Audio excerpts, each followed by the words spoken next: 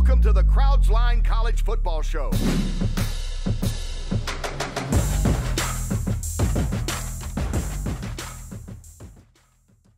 All right, we're live now, and as I said, this is the Crowds Line College Football Show with Lou Holtz and Mark May, two football legends, as we know. I'm Kevin Tribble, your moderator. It's great to be at Captain's Quarters in Louisville, Kentucky. We have some great sponsors. We got DFH, we have Berkshire Hathaway Parks and Weisberg. It could not be a better day. Look at the weather. But you know why it's a great day? Because we're going to talk about college football. And I had a little script. We were going to intro and do some things. But the most important thing about college football and any winning organization is a leader.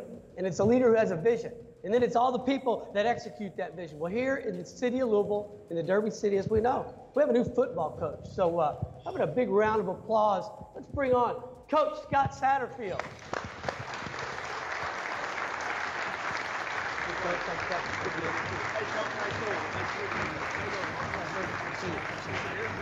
Right there. Yeah. Sit down and remember, Christ stood between two thieves also, so that'll be fine. Well, Coach, welcome to the Crowds Line College Football Show. I know this is a quick, and it was on short notice, and I know your opening press conference, you made it very clear. Positive energy and a culture. So you're on this job 2 weeks today. Tell us what's going on. What are your challenges, and what are you moving forward with? There's a lot going on. I can promise you that.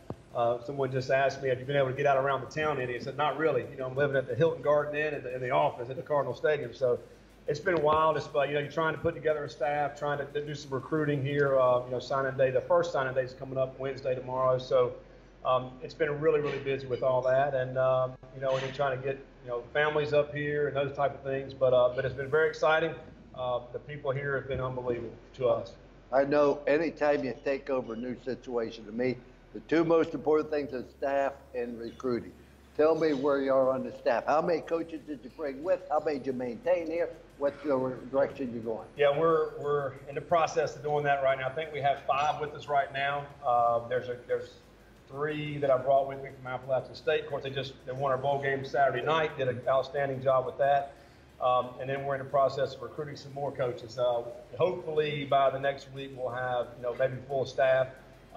But it's, you know, some guys throughout the country. Obviously, there's some guys that are still coaching right now that are out there that we'll be talking to try to get in here with the bowl season now. And so but right now we got the bulk of our guys, our strength coach, our director of football operations. They're in-house now. And, you know, so we're rolling along with that pretty well. Coach, you made the transition from Appalachian State going from FCS to FBS. That was a challenge. Now you're going from the group of 6 to a Power 5 school, a Power 5 conference. What's the challenges you faced making that transition? Well, I think, you know, when you look at that kind of jump, you know, obviously you're recruiting at a higher level now. The kind of talent that we'll be bringing in here, University of Louisville, is going to be great talent. You know, for us, this time of year, you get hired, you know, 2 weeks ago. You're trying to get a class together. This first signing period has been very challenging for us. I think the bulk of our class will be signed in February for this class. Fortunately for us this year, we're not signing a big class this year. You know, roughly 13 or 14 guys in this class, so it's going to be a small class. But I think what it boils down to is bringing the kind of talent that can help us win championships, and that's what we're going to shoot for. And then also the right fit. I think the thing that made us so successful at Appalachian State was bringing in the kind of players there that the culture will be very, very strong, and you'll be sustaining over a period of time and have that consistency. And that showed Saturday night. You know, they lost their coach. They had an interim coach. Then they announced a new coach. I mean, all within a week period. And those kids still went out there and played outstanding football and win the game. So that's the kind of culture we want to create here, one that everybody will be proud of and then want to be very competitive on the football field. I started following Appalachian State when you beat Michigan up at Michigan. And then your great performance you had this year, you lose to Penn State in overtime. And you just did a tremendous job. You're coaching. You've been in demand. Your name's been associated with a lot of different jobs. Why Louisville? You could have went to other places. Why here? Well, I think, you know, from the outside looking in, the perception of this program has been off the charts. You know, with Teddy Bridgewater, with you know, some of the Heisman Trophy winners that we just had, Lamar Jackson. You know, they've been very competitive. You know, for me, it's a great town. It's a great city. The city of Louisville has been outstanding. What we've seen from the outside, didn't know a ton about it. So you start doing your research. Vince, the athletic director here, did a great sales job to me for this program. I grew up in the Raleigh-Durham area, you know, which is ACC country right in there. So I know a lot about the ACC and their football, and I just feel it's a great opportunity for this program here to be one of the best programs in the country. I think we can elevate this program to that, sustain it a top 25 program year in and year out. So all those reasons, and to live here in this city, there's many reasons why we chose to come to Louisville. Coach, a lot of coaches come into a new program and they always talk about the long-term vision. And in our society today, everybody wants to know what's happening tomorrow. So what are your short-term goals right off the bat? Well, right now it's staff. We got to get the right kind of people in here as far as coaches. I want to surround myself, and it's not just your full-time coaches. It's all the other coaches. And nowadays, your big-time programs, you have the quality control guys. Your strength staff is one of the most important hires that you'll possibly make. And having those guys in that weight room that are with our kids every single day, our student athletes. So that's the most important thing. And then recruiting. This next month for us is going to be huge to finish out this signing class in February. That's the immediate things. Staff, getting our families here and getting our staff here, and then getting these recruits in here. It's all about relationships. So recruiting is relationships. We all know that. You have to establish that relationship, that trust that we'll have with these guys to know that we're going to come here and do something special. So that's probably the main thing that we're doing. And then we'll start focusing on spring practice and all those things on down the line. I always felt the first team meeting was very important. You walk in, you come from a winning situation, and the players are like this. You know what I'm talking about. What did you cover with them in your very first meeting? Well, I think the very first thing I told them was that we're here for these guys. We chose them. They didn't choose me. I chose those guys. So what we said was we're going to build everything around trust. Because you're going to ask somebody to do something, to get up at 6 a.m., to go bust their tail in the weight room and to run. They better trust what we're doing. And so we're going to build that, establish that trust with the players. That's the very first thing. Once we do establish the trust, then they'll obviously adhere to what we're trying to implement into the program. And we also told them we're going to put our arm around them. We're going to love on them. It's going to be hard. We got to fight hard if we're going to be competitive and try to win championships. But I think the love there, if it's there, then they'll do a lot of things for us. We'll do a lot of things for them. And I also told them that we're going to be one. We're not going to be any individuals. The coaching staff, the players, we're all going to be in this thing together. And we're going to fight our tails off together. I think that having that togetherness is what's going to help us compete for championships. That's what I've always been a part of, and we'll install that here. And I think they were very excited. You're right. They're sitting there a little bit like, moping a little bit, but I think they're fired up. We had a bunch of the guys come up to the office afterwards individually shaking their hand, Coach, can't wait to get started. One of the bad things for us is you get hired this exam week. Now they're all gone. I'm ready to get started with the guys right now. And so we got about a 3-week break. They'll be back the 1st of January. We can't wait to get started with these guys when they get back. All right, the last thing I've got to say, Coach, is you sold me. Where do I sign? Hey, we could probably use you right now. We need some help up front, I promise you that. We got a right tackle right now, and you come in there and we'll sign you right up, buddy. So, yeah, absolutely. So we're excited about it. We can't wait to get started. January can't get here soon enough. Well, Coach, I know recruiting's a priority, National Signing Day tomorrow. Chris Redmond and Michael Bush, their eligibility's over. Sorry about that. Unfortunately. Okay, they're out. But as we know, always improve, practice, practice, practice. You're probably going from here to a visit. I know you are. So what we want to do, I'm going to help you out a little bit. So imagine if you would, okay, that I'm bigger, stronger, faster, and 30 years younger. And 2-for-1 deal. And that's my twin brother, Mark. He's a left tackle, and I'm an outside linebacker. Home visit, this is our dad. Sell us. Let's hear it. Well, number one, we got a huge need at left tackle and linebacker. I can promise you that right now. You got an opportunity to come in here and play right away and help us win championships. The kind of players that you guys are fit exactly what we're looking for, the kind of character, the kind of leadership that we want in our locker room to surround our team with. You guys fit that perfectly. You're right here in this town right here. We want you to stay home so your family, friends can come out here and support you, and you can help take this program to a top 25 program each and every year. Neither one of them should get in school. Oh, man. How are we going to go there? We got to find some ways to get work on that test score. I want to tell you, Coach Satterfield, I cannot agree with you more about the trust, about the care, and about the total commitment. If I give you any advice, be one thing. Keep one coach from the present staff so you at least know where's the admissions office. Why'd you do this? About that guy. One guy from the previous staff is invaluable because of the information they can provide with you. Well, Coach, we can't thank you enough. I know you're busy. So, ladies and gentlemen, how about a big round of applause for University of Louisville football coach Scott Satterfield. I can help you and let me know. Stay with us. We're going to take a short break.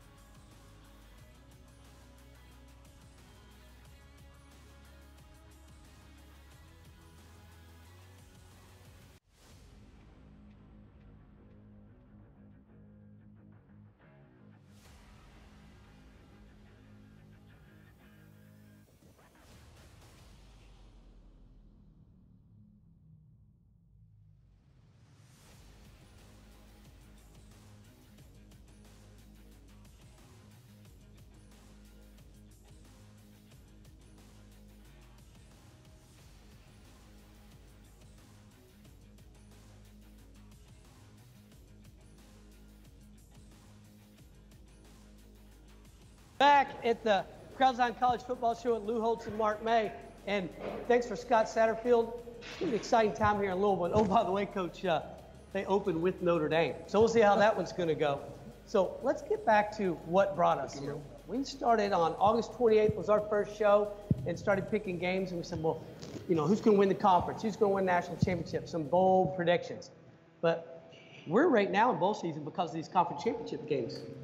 Any surprises on those for you, Mark? Not really. I think they went all according to chalk. The only one that surprised me was the American Conference Championship because I thought for sure with UCF with Mackenzie Milton, their starting quarterback, down. I didn't think they had a chance in that game because they had a replacement that only played one game throughout the season, and basically he was a backup. And he goes in and just lights it up. And they were 17 points down and came back and they beat Memphis, and I thought that was very impressive. That was probably the only thing that shocked me. I thought the biggest surprise was Alabama. You know, Alabama's played Georgia the last 2 years. Georgia's led. There's 120 minutes in those two games. Georgia's led 111 minutes. Alabama's led a total of 9 minutes, and they've won both games. And what's amazing, last year, Tua come off the bench to beat Georgia. This year, Jalen Hurts comes off the bench to beat Georgia. Georgia's got to be insane right now. To be ahead of Alabama for 111 minutes out of 120 and lose both of them, that's heartbreaking. So that's the thing that surprised me how close that was. Coaches, you know, it helps when your backup is 26-2 as a starter. But you talk about some upsets. So how about the Heisman Trophy? You remember we picked the Heisman Trophy. There was one guy from day one, and guess what? Didn't win. Upset. Well, if you look at the Heisman Trophy, Tua was the leader throughout the entire season. And Tagovailoa had a heck of a season. We all know that, the numbers that he put up, and he only played basically a half a game to 3/4 of a game in each and every game except maybe one game. But then when you look at the numbers that Kyler Murray did, and he started off with not only on the ground but in the air, so impressive that he was able to distribute the football, make great decisions with the football, and from gate to wire, I thought Kyler Murray was the one to catch. I love Tua the way that he played, but at least Kyler Murray, you know that he was in some tough games and played 4 quarters. And when I voted for the Heisman, I had Kyler Murray on the top and I had Tua second. I had Kyler Murray on top, but I'll tell you what, the guy that deserved it to me more than anybody was Haskins. He carried Ohio State. They had a poor defense. Not that Oklahoma had a good defense by any stretch of imagination, but I thought Haskins had a tremendous job. You look at total offense, Kyler Murray had 4,950 yards total offense. Haskins had 4,700. So there really wasn't an awful lot of difference. But I'm not surprised that Kyler Murray won.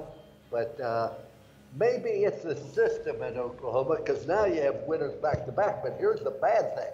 The guy that wins the Heisman never plays very well in a bowl game. Very, very seldom. And so Tua will have something to prove in that game against Kyler Murray. Well, we're talking about bowl games. The question, it's a trend. And, Coach, I'm going to ask you this first. Players saying, I'm going to opt out of the bowl game to go to the NFL draft. And we've heard about that. But your home state university, West Virginia, Will Greer, you got Will Greer, he's saying, I'm out. Coach, what's your thoughts on that? I think that's absolutely ridiculous. That's selfish. It is totally inconsistent with what a winner does. But let's also remember this. Will Greer is a guy that transferred from Florida to West Virginia. He seems to be a type of guy that he just wants to change the address of his property. I think Oliver bailing out at Houston. Bosa, what he did for Ohio State, that's unfair. You have an obligation to your teammates. It's not about you. Their attitude, they walk in the room, hey, here I am, look at me, it's all about me. No, it's not about you. It's about your team. And I just find that totally irresponsible on that behalf. And if I'm running a pro team, that would weigh in my decision whether I want to draft him or not. But fortunately for Will Greer, I don't own a pro team. I'm on the opposite side of the fence by far, and I don't. Well, that's surprising. Well, no, because I look at these young players right now, and Hey, maybe it's the materialistic weasel in me, but I'm looking at their future. There's a lot of young players out there, and if you look at some players that have gone to that bowl game and gotten injured and dropped their draft status.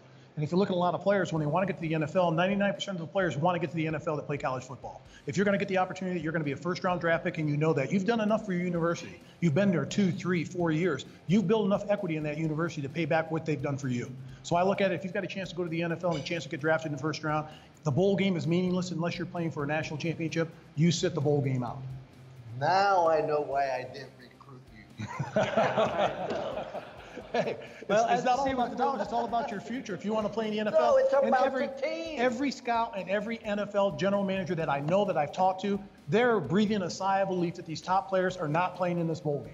Yeah, because they don't want that wear and tear on that body for one more game and for 3 weeks of practice. Yeah, you're going to play in the NFL, but I want to tell you, 97% of the people on that team are not. They're going to have to live with the result of that bowl game, the togetherness, the camaraderie, everything else. You're being totally selfish along that line. But that 97%, let them play in a bowl game.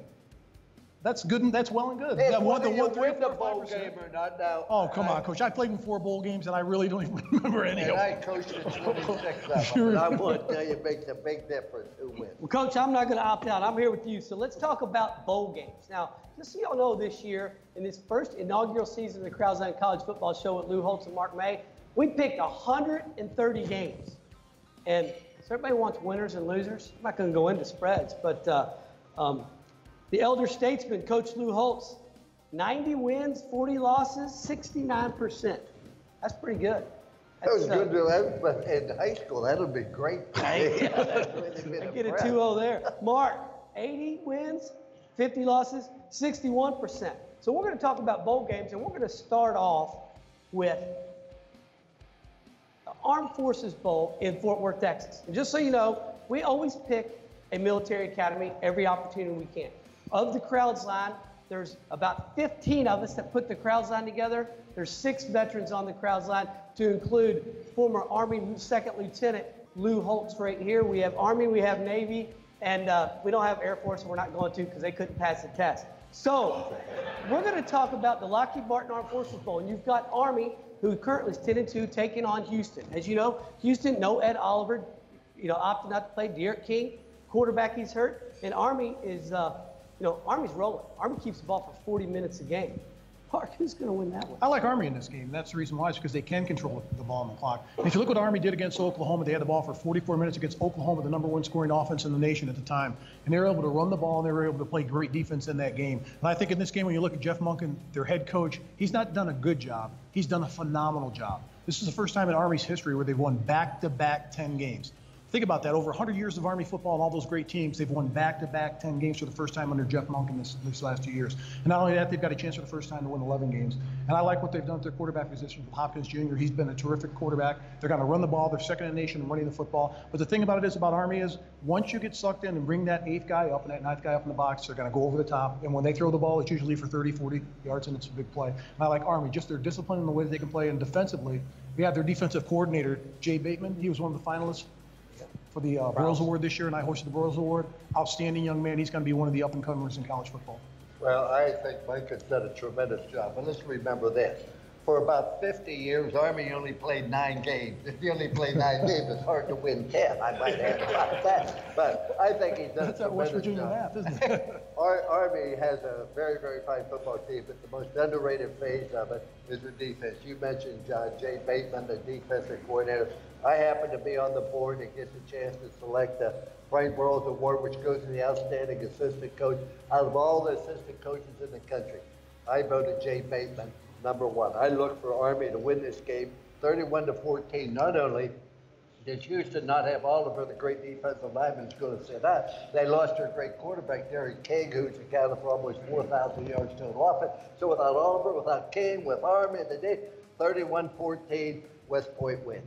Well, there you have it. And just so everyone also knows, all of us on this table, we're all history majors from college. So we got to dig in and look at some history. And you talk about the Lockheed Martin Armed Forces Bowl. At one point in time, it was called the Fort Worth Bowl. And it was played one time in 1921. And in that game, Center College of Danville, Kentucky beat TCU 77-7.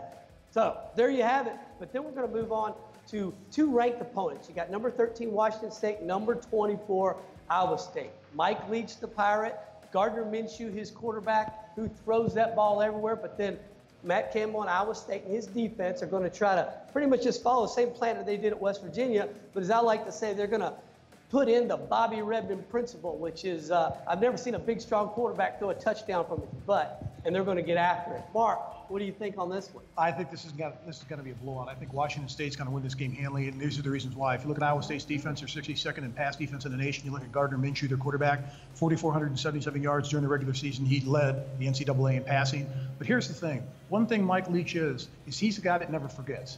He's the guy that let something stick in his craw. They didn't get invited to the New Year's Six Bowl being intended to. They thought they were going to go. Mike Leach is the type of coach, it doesn't matter. If he's up by 30 with 3 minutes to go on his mother, he's still going to throw the football for a touchdown. So they're going to put up points late in the football game, and they're going to pile it on. I got them winning 47-27. No, they're going to win the game, but they ain't going to pile it on. It's going to be a close game. Let's remember this. Washington State was held to 15 points by Washington. They were held to 19 points by California.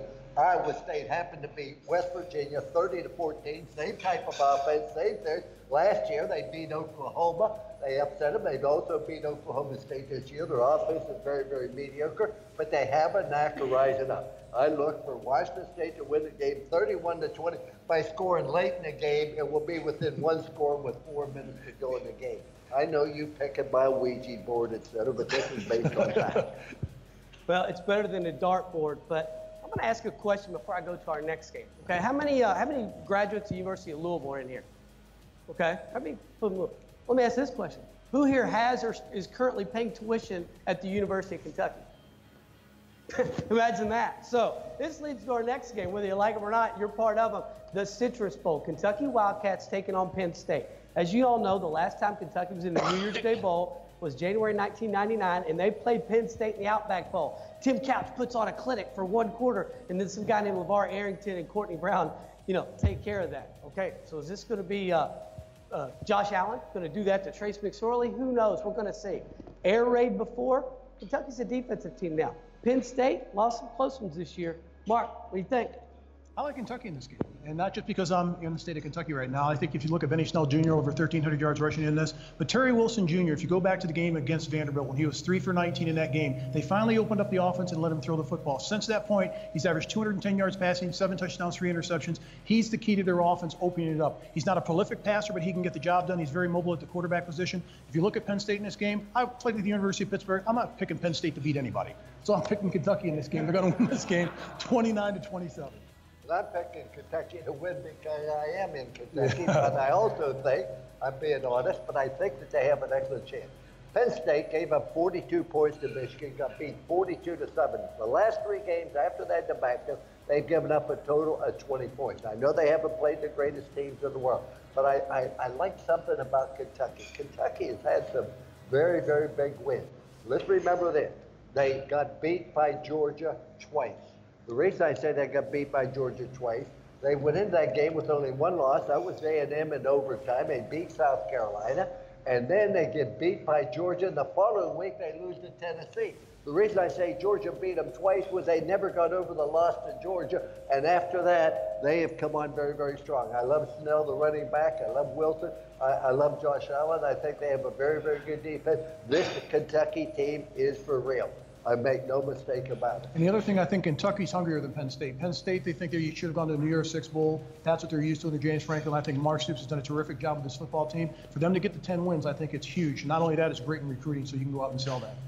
Well, Mr. Kentucky, Ken Curlis, I know he's going to be all over that game as we go in. But I want to thank, once again, DFH, Heating Cooling, for a sponsor. I want to thank Parks and Weisberg, Berkshire Hathaway Home Services. We've got this going on. I want you all to sit with me for a minute. We're going to take a quick break, and if you got a red ticket, check it. I want you to know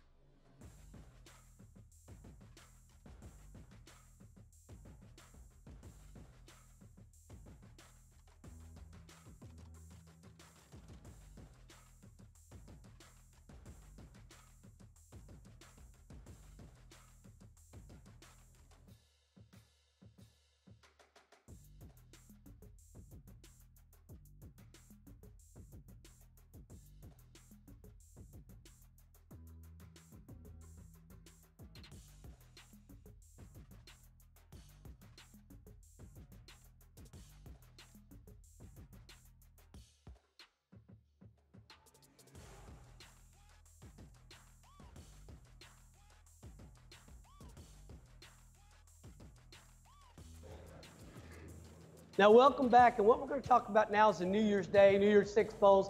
We'll get to the playoff later. And make sure, too, if you haven't done it, you download the Crowds Line app, you sign up for the free contest, and you yourself pick the scores. But we're going to start with the Chick-fil-A Peach Bowl down in Atlanta, number 7 Michigan, Jim Harbaugh, number 10 Florida. I want to know this. Is Michigan going to let Ohio State beat them twice? That's what I want to know. What do you think, Mark? Not going to happen. I look at Michigan and Jim Harbaugh. He's got the practice time to prepare his football team. They're still the #1 defense in the nation. Don Brown, the defensive coordinator, does a terrific job. Well, Michael Piron, the running back from Florida, when he gets over 100 yards rushing, they're 8-0. When he doesn't, they're 1-4. So when you look at this football, or 1-3. So when you look at this football team and Michigan's offense, they're rolling. And for Jim Harbaugh to be embarrassed like he was, and Don Brown's one of the better coordinators in the country, I like Michigan to win this football game. Not only that, Michigan has never lost to Florida. They're 4-0 against Florida, so Michigan's going to win it 31-24. Well, Michigan gave up 62 points to Ohio State, the #1 vaunted defense. In addition to that, last year, Michigan played South Carolina. They're ahead by 2 touchdowns in the fourth quarter. They ended up blowing the game. They lost the bowl game. So I think both those things will be exceptionally motivating for the University of Michigan. However, Florida is capable of beating Michigan. Florida has beaten LSU, they beat Mississippi State, and they've beaten South Carolina. That's 3 very, very good wins. However, I don't think that they have the quarterback to do it. I love what Shea Patterson has done for the University of Michigan. And if Michigan doesn't bounce back in this bowl game, it's going to be a long off season for the University of Michigan. But I think they will, 31-18. Well, there you have I would not be surprised if Florida beats them. If the Florida beat LSU, Mississippi State, South Carolina shows up, they can beat Michigan. You got to pick one winner. You can't be on both sides of the fence. You run your program, I will run mine, okay? Well, and don't forget Rashawn Gary from Michigan. He's also opted out of the bowl game. We're going to see how that one. But our next one, and I love these new names. This is great. January 1st, it's the PlayStation Fiesta Bowl out in Mark's neighborhood. And you've got number 11 LSU, number 8 undefeated UCF. Now, no Mackenzie Milton, no problem. If you saw UCF against Memphis in the AAC Championship, they're down. Daryl Mack brought them back 3 touchdowns. LSU, on the other hand, they're coming off a 7 overtime loss to Texas A&M, and hopefully Coach Orgeron doesn't get a premature Gatorade bath. What do you think, Mark? I like LSU in this game. It's going to be a tight game, and the reason why I like LSU is because Dave Aranda, the defensive coordinator, is one of the best in the nation. Even though there's going to be a lot of players like Greedy Williams not playing on their defense, their cornerbacks are going to be thin at that position, but still this LSU defense has plenty of athletes, and I think the 25-game win streak of UCF is coming to an end. I know Daryl Mack Jr. was accounted for 6 touchdowns in the American Conference Championship game. Very solid at the quarterback position, but this is a different animal in LSU. They're ticked off. They're hungry. They lost in 7 overtimes, and they should have won in regulations against Texas A&M. This is a team that I'm sure Ed Orgeron will have ready to play in this football game. Regardless of how many players are not playing for LSU, they will win the football game, and I think they're going to win it on offense this time as well as defense. Well, LSU, that's a surprise. LSU does not play well in a bowl game unless it has great meaning. I look for UCF to win the game. Ladies and gentlemen, UCF is for real. They have outstanding talent. They have a great running back, McCray. They got outstanding speed at wide receiver. LSU will be surprised at how fast they are. There's a reason UCF has won 25 games in a row. I would think Mackenzie Milton is one of the great quarterbacks, one of the great competitors, but I love the way Matt's playing. I will not be surprised. Last year, UCF beat Auburn in the bowl game. This year, they beat LSU, and then maybe we'll get to an 8-team playoff where you take the 5 conference even go down that road. Now, wait a minute. There's no way in this world Ohio State goes 11-1 both years, wins the Big Ten, and then involved in it. If you go take the 5 conference champions, take Notre Dame, taking Georgia, but also taking Power non-5, which would be UCF. They belong in a bowl game. They belong in the playoff. They will beat LSU. Where do you live? I live in Orlando, which is why I know more. You sound like where's UCF located at? Well, I tell you sound like you live in Mars. You don't have any idea I'm what's just asking. going on. Orlando. Do I have the best job or what? I'm telling you, though, we're going to talk about the All-State Sugar Bowl. And what's kind of an anomaly here, these are 2 teams that are coming off losses. And some disappointing losses. Texas loses to Oklahoma, who they'd beaten previously, and Georgia loses to Alabama. They had them down, so hopefully they're going to decide not to do a fake punt from the 50 this time in the fourth quarter. But you've got 2 sophomore quarterbacks going at it, Selma Ellinger and Jake Fromm. And 2 coaches, but very new into their jobs, but great success at Georgia. Texas is trying to come back and be back, whatever the heck that means. Mark. I'm really impressed with the Texas quarterback this year. Sam Ehlinger, he's been outstanding and accounted for 38 total touchdowns. Just a big, physical, tough kid at the quarterback position. He's not going to be denied when he gets in a short yardage situation. But I think in this football game, you've got to go with Georgia because of the talent. Their offensive line is one of the best in the nation. The problem with Texas is their defensive front seven. The offensive line will wear them down from Georgia. DeAndre Smith has over 1,000 yards. He only played in 8 games this year, 8 full games, 10 games total. And you look at his backup, Elijah Holyfield. He's a terrific running back. You already mentioned Jake Fromm, the 27 touchdown passes this year. When you look at this football team from top to bottom on Georgia, they have a terrific defense, not as good as last year's defense, but their offense is much better in the rushing attack. They will wear down Texas in this football game, and they will end up winning this game. And it won't even be close at the end, Coach. You know, we could spend for a couple hours talking about the preparation for a bowl game. How well a team plays a bowl game, a lot of it has to do with how they ended up the season and whether they're looking on the bowl game as a reward for being there or whether they're looking as a possibility to improve their standings in the entire country. There's so many other things that go into it. You talk about injury, but how much money each team gets, because I promise you, when they get together, they compare, well, how much spending money did you get compared to us? I think Texas is there to improve their status. I think Georgia's there. They have a little bit of problem. They have a great freshman quarterback. I want to tell you, Justin Fields, he's one of the most talented people I've seen. They had until this morning. Well, and he talked about transfers. He is gone. Well, it's better that he transfers before the game than after the football game. But, you know, it's just amazing. You should choose a school not because you're going to be able to play, or you should choose a school to get an education that's going to prepare you for 40 years instead of just 4. I know all you think about is the day and the money on it, et cetera. But I hate to see people transfer. All you do is transfer the address of your problem. But Texas is going to win this game 27-24. And remember, you heard it here. 34-20. Remember that. Remember who had the better percentage for the entire year. But the problem is, Coach, I use the spread with my numbers. If we go back and say against the spread, my numbers would crush them. Well, as we said, we have the 2 programs, but our 4th game in this Berkshire Hathaway Home Services Parks and Whitesburg Bowl contest for New Year's Day is the granddaddy of them all. As you know, it's a Rose Bowl. But what's important about this year's Rose Bowl, Urban Meyer, Ohio State, is taking on Chris Peterson of Washington. Urban Meyer's last game. He said, I'm done. I'm retiring. I'm stepping down. Ryan Day's going to move up. But Urban Meyer's going to be there. Dwayne Haskins, you saw what he did against Michigan. And Washington's got a pretty stout defense. But you've also got Chris Peterson who's got a whole month to prepare. And we've seen what he's done in bowl games before. What do you think about this? Believe it or not, I like Ohio State in this game, Coach.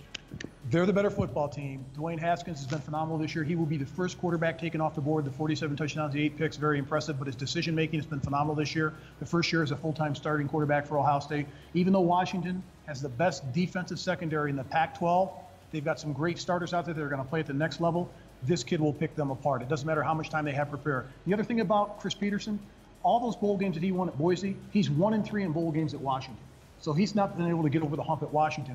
And Urban Meyer, this is his last game. I guarantee with his offense, he will try to run up the score like he did against Michigan. I like Ohio State big in this game. And Haskins plays about 3/4 and sits on the bench.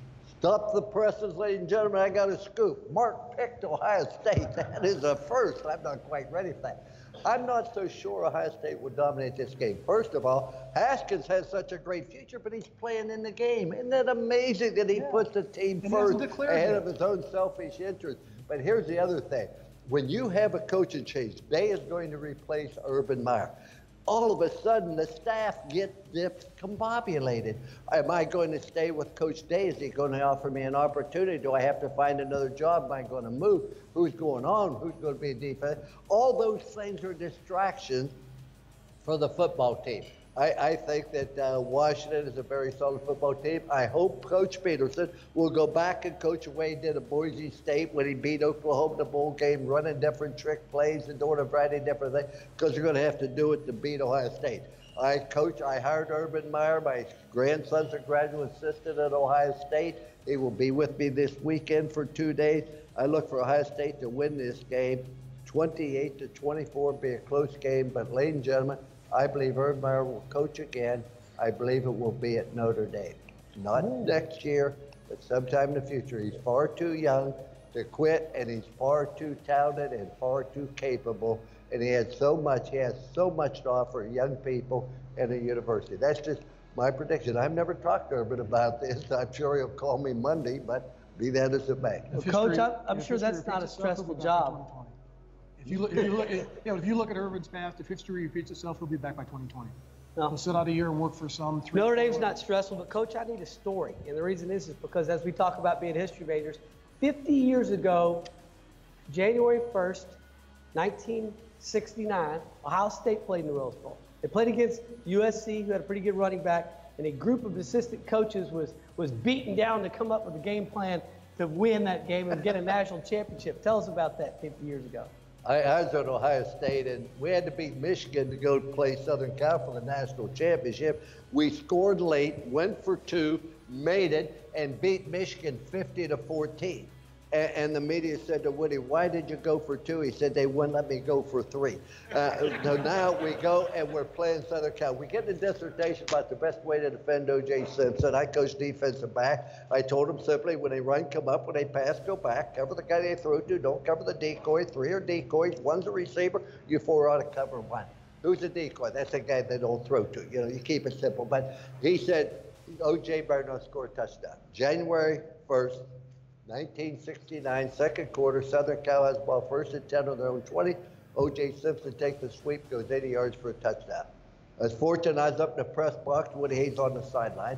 But I walk in the locker room at halftime, and the first thing that transpired was Woody Hayes, a man of my love and respect, come run up to me, strategically placed his left hand on my jugular vein and squeezed mine. Got about that big. Now, you have to understand, Coach Hayes, he really meant me no physical harm. He just wanted to be sure he had my undivided attention. And he told the top of the line, said, "Why don't Jay go 80 yards?" I said, "Coach, that's all he needed. You know, ball's on the 10. Well, he gained 80 yards on one play. He gained 39 yards or 42 yards on 39 other plays, and we beat Southern Cal 27-16 to finish undefeated, win the national championship, starting 16 sophomores.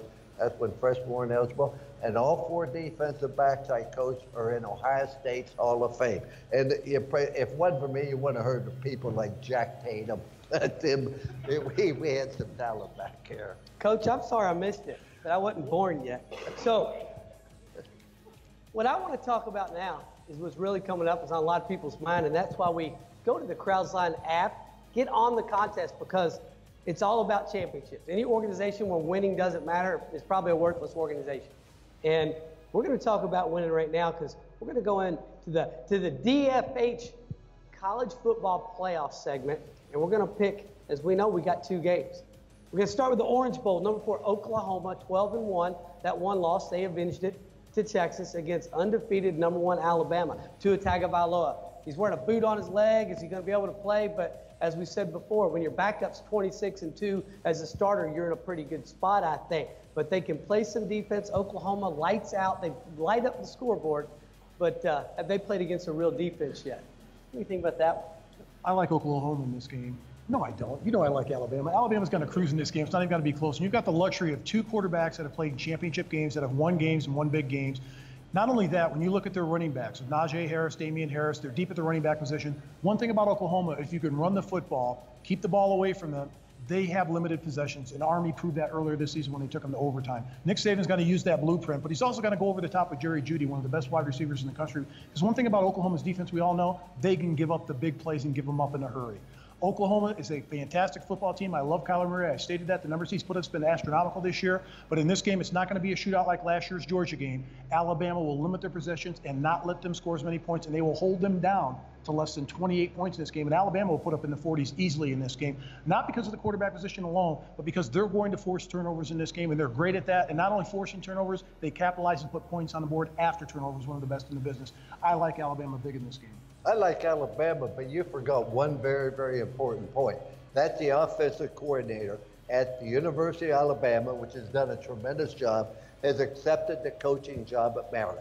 Yep. I can promise you, his mind is at Maryland. Yeah, he's working on Oklahoma and going to worry about Notre Dame in the championship game. But by the same token, he's worried about putting his staff together. He's worried about moving the family. He's excited about being the head coach and all the different. It does affect your football team. I think in Alabama is going to be great. because Oklahoma's defense is very poor. I would like to send a message to Oklahoma. It is permissible to tackle the ball carrier. You don't have to jump on his back, cut off the oxygen, hope he passes out before he gets to the goal line. They have played very, very poor defense this entire year, and I don't believe they can slow down the University of Alabama. On the other hand, Tyler Murray's had a fantastic year, 4,945 yards total offense. He can run, he can throw. He won the Heisman. It's not quite the same. You have an awful lot of distractions. You go to banquets, everybody's talking to you about winning the Heisman, and then that becomes your focus. Once you win the Heisman, hey, I've been to the top of the mountain. Everything else is second nature. Alabama wins the game 54-27. Alabama has a good defense, but Oklahoma will move the football.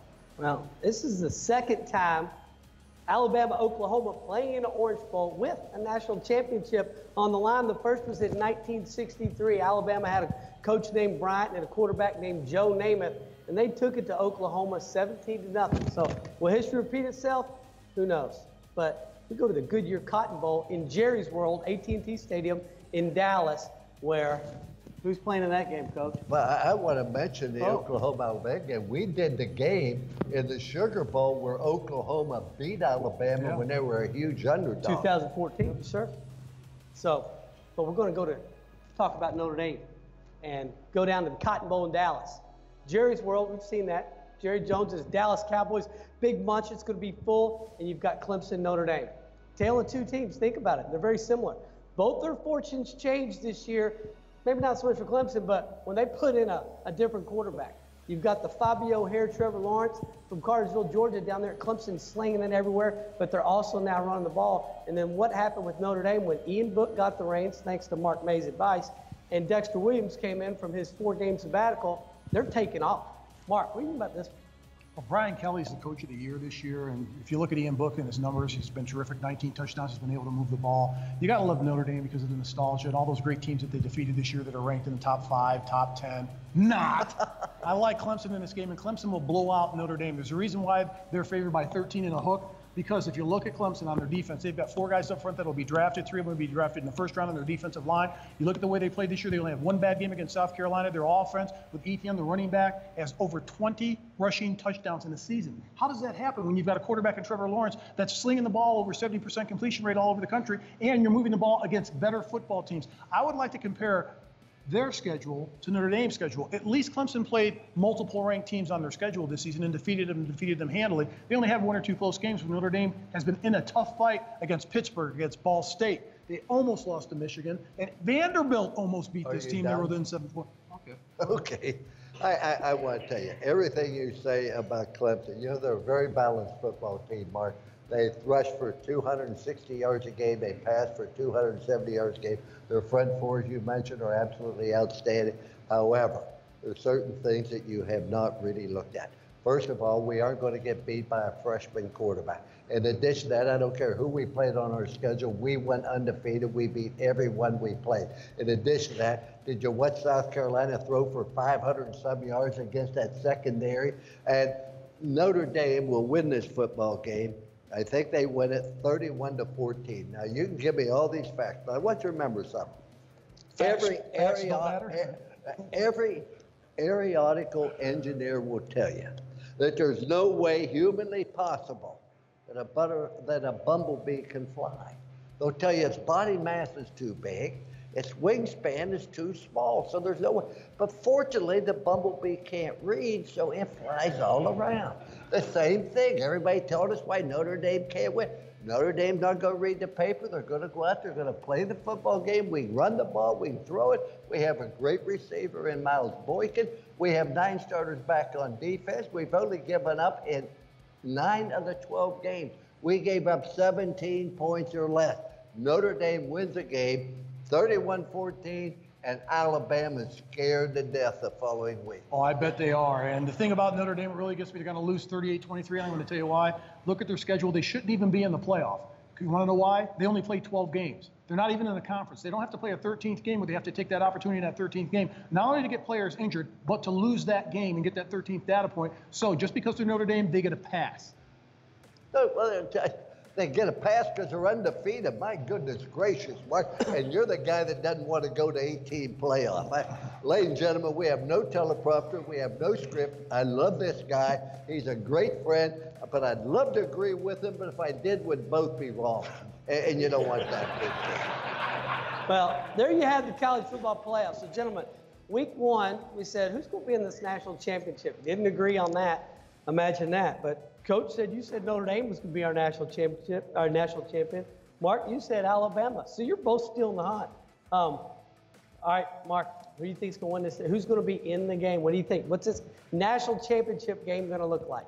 It's going to be history repeating itself. 3 out of 4 years, Alabama and Clemson are going to go at it again. And this time, Alabama's going to win because the last time they played Clemson, they lost.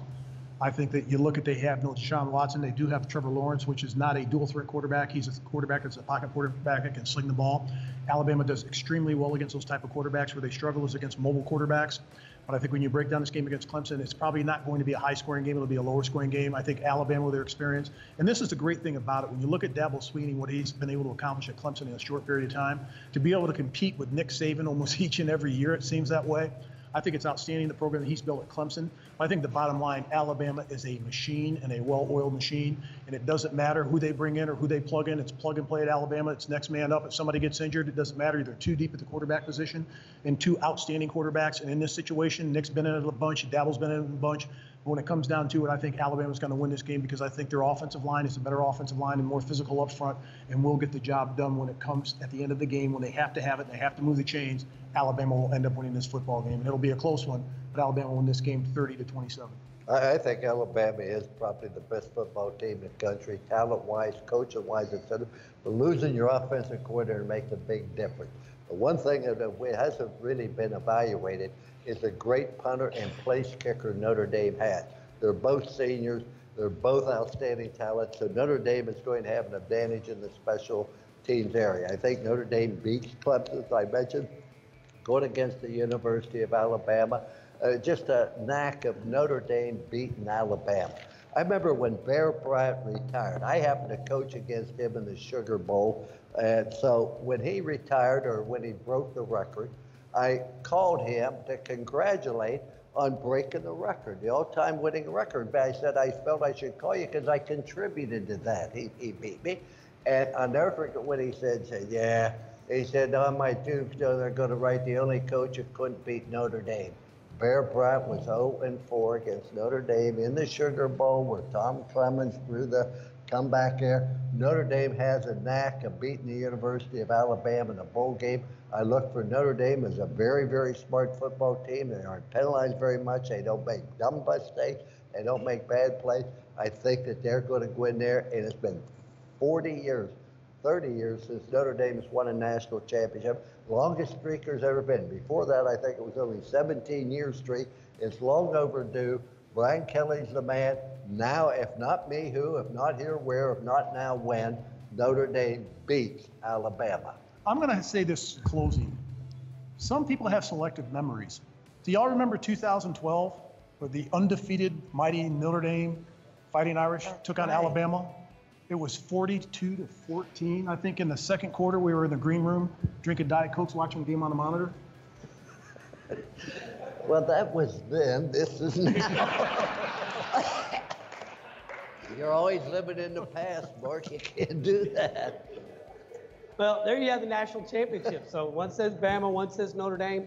But we have some other big games, and there's really one big game, and it doesn't even matter when it is. It could be a week from now, a month from now, but the only people in this room care about, and Coach, I'm going to ask you, just give me a winner or a loser, and Coach, you may want to break it down. Mark, I know you don't want to right now, but I'm going to make you. December 29th, Kentucky and Louisville are playing in a basketball game. And I know we're not a basketball show, but who do you think is going to win that one?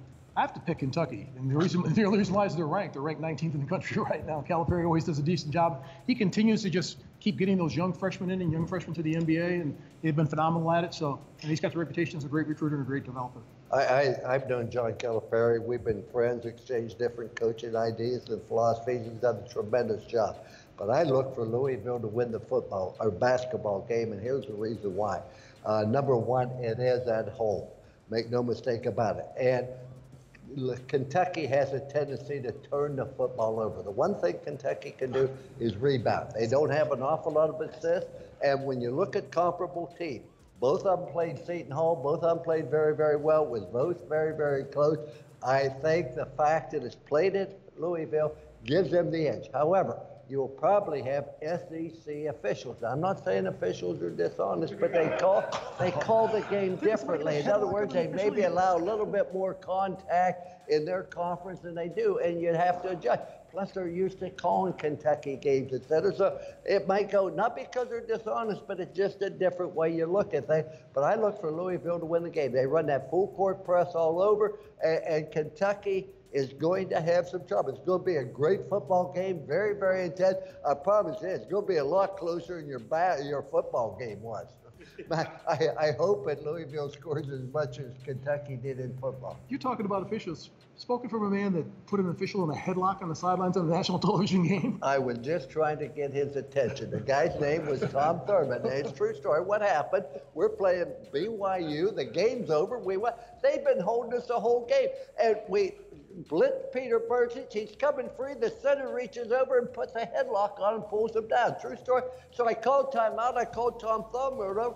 I put my arm around him, and I said, is this a penalty? Because if it isn't, I need to teach that technique. It's a lot more effective than what we're trying to block linebacker, and that's how that happened. Well, there you have the basketball game. Just so you know, our sponsors, DFH, your answer in heating and cooling. I think Alex, Chris, if you want a red one or a blue one, you can put either one. You can suit them. And Parks and Weisberg, you can get them a red house if they need to, or a blue house. But that's for everyone. But I'm going to ask Coach and Mark something we always talk about each week when we get done. What are they looking forward to most? We've got probably 20 more bowl games left. We gave you a few, but what are you looking forward to most this next couple weeks? I'm looking for the Oklahoma-Alabama game and Tua Tagovailoa to see if he's healthy, because the last time we saw him, he was at the Heisman Award and he was on a scooter. And I think now he's back at practice, just throwing balls, standing there, he's not running the ball. But the thing is, if he's healthy in that game, I want to see a healthy Tua against a healthy Kyler Murray to really find out 1 and 2 on the Heisman, who's really going to do it against each other head-to-head. I'm looking forward to the Hawaiian Bowl with Louisiana Tech playing Hawaii. My son's head coach at Louisiana Tech. He's won 4 bowl games in a row. He's trying to win 5 in a row. And only won one other one in the history of the school, and it's a toss-up game. But I say that, I love bowl season. I watch every single bowl that I possibly can. It's just the excitement, the exhilaration. Plus, there's not an awful lot to do around Christmas other than light the Christmas tree. But I'm looking forward to all the bowl games. There'll be some great bowl games. There'll be some upsets. I've been very impressed with what Utah State did, what Appalachian State did thus far. So let's have more bowl games. Well, I'm with you, Coach. Excited about football, excited about Christmas. Merry Christmas to everybody here. Also, make sure you tip your waiters, think about them, but I also want to tell you about some other folks we have. Screen Eye, that's Scott Hall behind you right there, and he's been the production director with his team of the Crowdline College Football Show, Ben Chaffins, and they've got a guy in D.C. right now, Chris Joust, who's operating our live stream of this show. So for your video solutions, Screen Eye out of Lexington, Scott will take care of you. But most importantly, I want to thank Captain's Quarters. I want to thank DFH. I want to thank Parks and Weisberg. I want to thank these gentlemen, but I also want to thank a lot of people that brought a good welcome home. I got high school friends, we got college friends, we got life friends, and now they're your friends. I tell you, Captain's Headquarters restaurant is very, very impressive. I don't know how the food is because they won't let me eat. So other than that, the atmosphere is well, great. What we're going to do, Coach, what we're going to do is we're going to take a quick break, get a quick drink of water. I'm going to hand a microphone out there. Somebody's going to ask you and Mark some questions. Okay. Thank you.